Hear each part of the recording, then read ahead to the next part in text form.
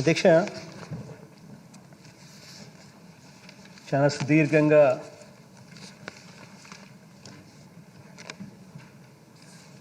రాజా చాలా సుదీర్ఘంగా వివరణ ఇచ్చాడు. ఎటువంటి పరిస్థితుల్లో 3 రాజధానుల నిర్ణయం వచ్చింది, ఎలాంటి పరిస్థితుల్లో ఆ నిర్ణయాలు తీసుకోవడం జరిగింది అని హిస్టరీ అంతా కూడా బాగా సుదీర్ఘంగా చెప్పాడు. 1953 నుంచి 1956 దాకా ఆంధ్ర రాష్ట్రానికి రాజధానిగా కర్నూలు ఉండేది. ఆ రోజుల్లో గుంటూరులో హైకోర్టు ఉండేది. ఆ తర్వాత 1956లో 1956లో కర్నూలు నుంచి రాజధాని కానీ గుంటూరు నుంచి హైకోర్టు కానీ రెండూ కూడా హైదరాబాద్కు ఏ రకంగా తీసుకొని పోవడం జరిగింది. తీసుకొని పోయేటప్పుడు ఈ మాదిరిగా జరిగింది కాబట్టి అక్కడ ప్రజలకు వాళ్ళ ఆకాంక్షలను పరిగణలోకి తీసుకొని శ్రీబాగ్ ఒడంబడిక శ్రీబాగ్ ఒప్పందాలు అవన్నీ కూడా చేసి రకరకాలుగా ఆ రోజుల్లో రాయలసీమకు న్యాయం చేస్తామని కూడా ఏ రకంగా చెప్పడం జరిగింది. ఇవన్నీ కూడా చాలా సుదీర్ఘంగా జరిగిన తన ప్రస్తావనలో రాజా వివరించడం కూడా జరిగింది. ఆ తర్వాత కూడా ఇక్కడ ఈ ప్రాంతంలో రాజధాని పెట్టడానికి గత ప్రభుత్వం చంద్రబాబు నాయుడు గారి హయాంలో నిర్ణయం తీసుకోవడం, ఆ నిర్ణయం అప్పట్లో కాంట్రవర్షియల్ అని తెలుసు. అప్పట్లో అన్ని రకాలుగా అన్ని శ్రీకృష్ణ కమిటీ నివేదికను ఉల్లంఘించి చేసింది అని కూడా తెలుసు. అయినా కూడా తానిక్కడ 50,000 ఎకరాల్లో రాజధాని నిర్మించాలని చెప్పి గత ప్రభుత్వంలో చంద్రబాబు నాయుడు గారు అప్పట్లో నిర్ణయం తీసుకోవడం జరిగింది. అధ్యక్ష, నిర్ణయం తీసుకోవడం వల్ల ఈ రోజుకి కూడా నేను చెప్తా ఉన్నా అధ్యక్ష, ఈ ప్రాంతం అంటే నా ఇల్లు ఇక్కడే ఉంది. ఈ ప్రాంతం అంటే నాకు ఎటువంటి వ్యతిరేకత లేదు. నా ఇల్లు ఇక్కడే ఉంది. ఇన్ఫ్యాక్ట్ ఈ ప్రాంతం అంటే నాకు ప్రేమ కూడా. కానీ ఒక్కటి ఆలోచన చేయాలి అధ్యక్ష, ఇక్కడ ఈ ప్రాంతంలో నీదర్ ఇస్ దిస్ ప్రాంతం అటు విజయవాడ కాదు, అటు గుంటూరు కాదు. ఇక్కడ నుంచి గుంటూరు చూసుకున్న 40 కిలోమీటర్లు, విజయవాడ చూసుకున్న దాదాపుగా మరో 40 కిలోమీటర్లు. ఇక్కడ ఉట్టి బేసిక్ ఇన్ఫ్రాస్ట్రక్చర్, నేను ఇంకేమీ మాట్లాడడంలో, రోడ్లు, కరెంటు, డ్రైనేజు, ఇటువంటి బేసిక్ ఇన్ఫ్రాస్ట్రక్చర్ ఎస్టాబ్లిష్ చేయడానికి మాత్రమే అయ్యే ఖర్చు వీళ్ళ లెక్కల ప్రకారమే, గత ప్రభుత్వపు లెక్కల ప్రకారమే ఎకరాకు 2 కోట్ల రూపాయలు అని చెప్పి లెక్కేశారు. 50,000 ఎకరాలు ఇంటూ 2 కోట్లు అంటే 1,00,000 కోట్ల రూపాయలు అని చెప్పి లెక్కేశారు అధ్యక్ష. అధ్యక్ష, 1,00,000 కోట్లు అనేది ఈరోజు లెక్కల ప్రకారం ఒక 10 ఏళ్ళు పోతే ఇది కట్టడానికి, ఆ 1,00,000 కోట్లు తేవడానికి, తెచ్చి పెట్టడానికి 10 ఏళ్ళు పడుతుందో ఇంకా 20 ఏళ్ళు పడుతుందో తెలియదు. కానీ ఒక 10 ఏళ్ళు పోతే ఈ 1,00,000 కోట్లు దాని విలువ ఎంత అవుతుంది అధ్యక్ష? 10 ఏళ్ళు పోతే ఇదే 1,00,000 కోట్లు ఈరోజు అయ్యే ఖర్చు 10 ఏళ్ళు పోతే అది 6 లక్షల కోట్లు, 7 లక్షల కోట్లు అవుతుంది. అంటే నీ కనీసం మన దగ్గర ఉన్న డబ్బుతో కనీసం మనం రోడ్లు వేసుకోవడానికి, డ్రైనేజీలు వేసుకునేదానికి, కరెంట్ ఇచ్చేదానికి కూడా మన దగ్గర డబ్బులు లేని పరిస్థితిలో మనం ఉంటే ఇక్కడ రాజధాని అనే ఊహా చిత్రం సాధ్యమవుతుందా? ఈ రకంగా ప్రజలను మిస్లీడ్ చేయడం ధర్మమేనా?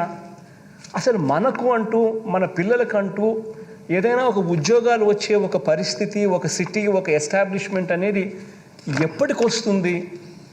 చదువుకున్న మన పిల్లలు ఉద్యోగాల కోసం ఎప్పుడూ కూడా పెద్ద నగరాలైన హైదరాబాద్కో, లేకపోతే పెద్ద నగరాలైన బెంగళూరుకో, లేకపోతే పెద్ద నగరాలైన చెన్నైకో, ఇటువంటి నగరాలకు వెళ్ళాల్సిందేనా?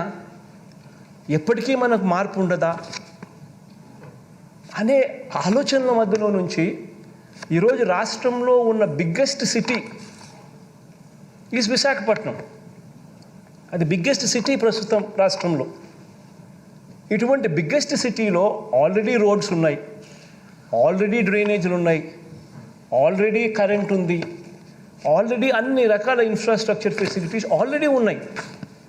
ఇక దానికి మీద కొద్దిగా సుందరీకరణ మీదనో, కొద్దిగా వసతుల మీదనో, ఫెసిలిటీస్ మీదనో కాస్త వాల్యూ అడిషన్ చేస్తే చాలు, ఆ నగరం అన్నది కనీసం ఈరోజు కాకపోయినా ఒక 5 ఏళ్లకో 10 ఏళ్లకో ఖచ్చితంగా హైదరాబాద్ వంటి పెద్ద నగరాలతో పోటీ పడే పరిస్థితి ఖచ్చితంగా ఉంటుంది. అధ్యక్ష, ఇది వాస్తవమైన పరిస్థితి అధ్యక్ష. ఇటువంటి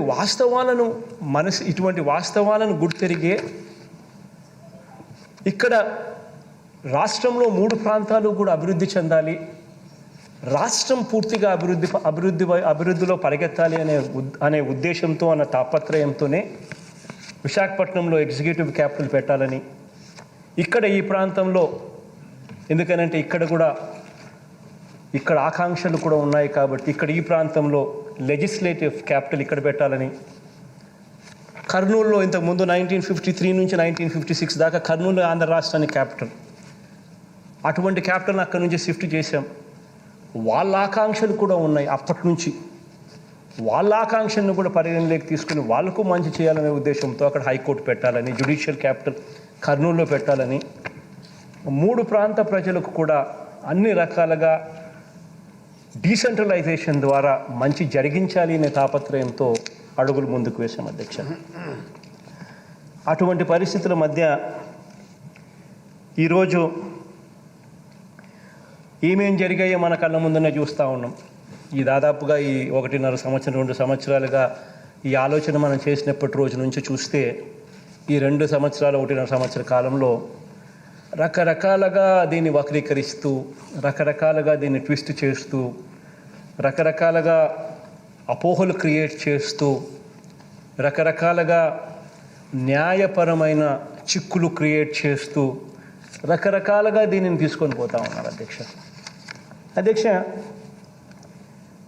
ఇటువంటి నేపథ్యంలో అధ్యక్ష ఈ ప్రకటన నేను చేయాల్సి వస్తూ ఉంది అధ్యక్ష.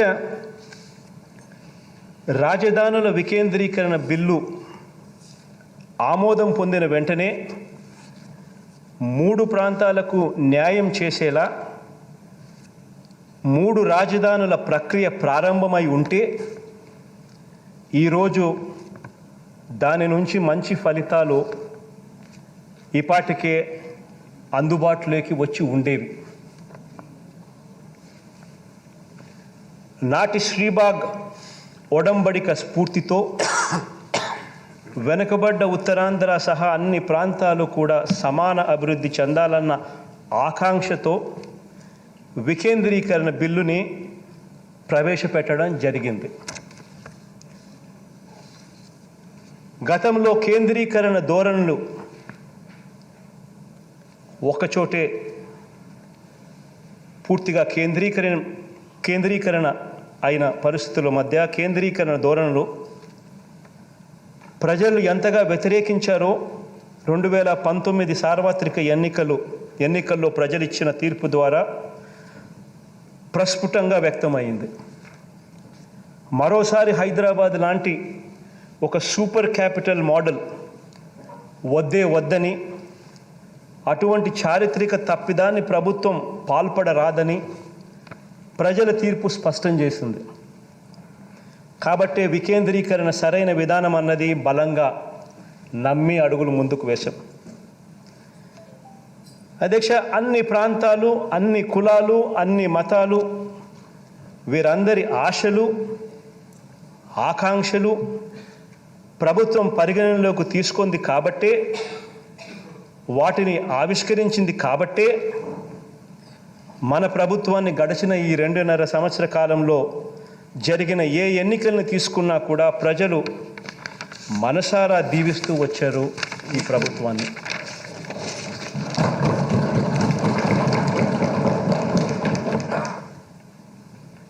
అధ్యక్ష, అయితే వికేంద్రీకరణకు సంబంధించి అనేక అపోహలు, అనేక అనుమానాలు, అనేక కోర్టు కేసులు, న్యాయపరమైన వివాదాలు, దుష్ప్రచారాలు, ఇలా ఈ 2 ఏళ్ల కాలంలో వీటినే ప్రచారాలు చేశారు అధ్యక్ష.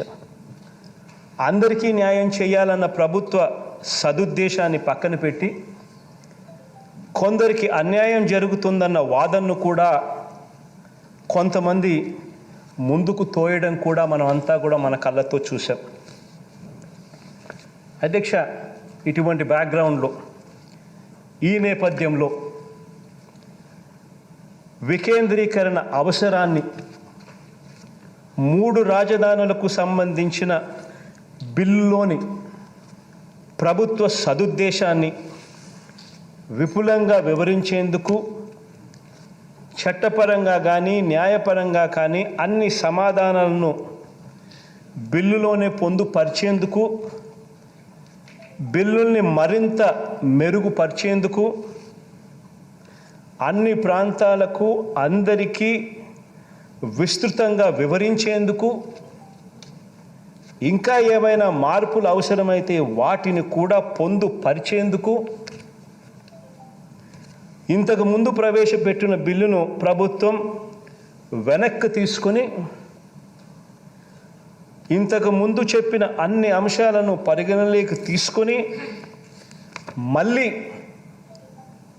పూర్తి సమగ్రమైన మెరుగైన బిల్లుతో సభ ముందుకు వస్తుంది.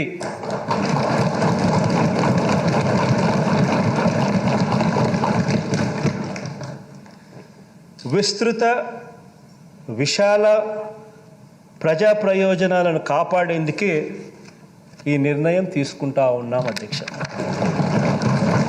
థ్యాంక్ యూ అధ్యక్ష.